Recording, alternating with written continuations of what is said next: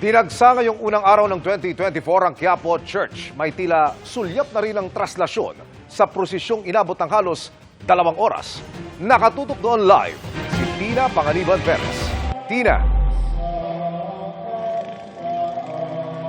Emil, sa unang araw ng 2024, dagsa ang mga deboto ng Poong Nazareno dito sa Quiapo Church. Walang patid ang misa rito.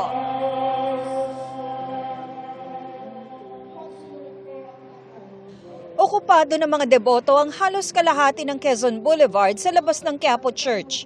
Ang ibang nakamotorsiklo nga, doon na rin pumwesto kung saan sila nakaparada. Puno rin ang Plaza Miranda.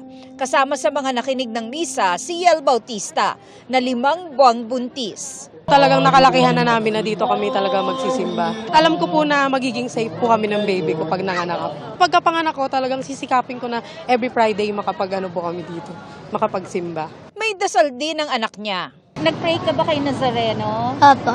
Anong pinag-pray mo? Sana po meron po akong toy. Dahil marami ang nagsisimba rito, masaya ang mga nagtitinda sa labas ng simbahan. Noong nakaraan matumal.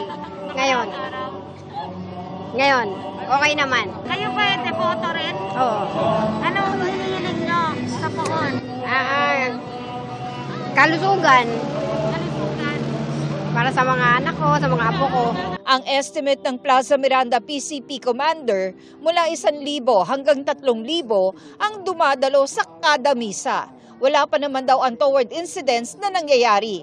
Pero payo pa rin niya sa mga magsisimba. Huwag po tayo magdala ng mga bagay na hindi naman dapat dalhin na makakasakit sa tao. Pangalawa po, huwag na po tayo magdala ng mga excess na pera. Yung mga bag po natin, pag-ingatan natin. Ang mga may sakit, pinapayuhan namang magsimba na lamang sa malapit sa kanilang bahay. Bago nito, abot hanggang 15,000 ang lumahok sa Thanksgiving procession na umikot ng halos 5 kilometro sa paligid ng Quiapo Church. Inabot ng halos 2 oras ang pagprosesyon sa andas ng Poong Nazareno na naibalik sa simbahan ng 1:45 a.m.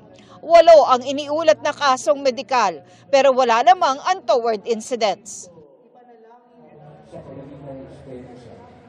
Emil, ang misang nakaschedule ngayong 7 to 8 p.m. ay ang huli na para sa araw na ito. Kung hindi naman makakapunta rito sa Quiapo, pwede namang makinig sa online mass. Emil, balik sa'yo at Happy New Year!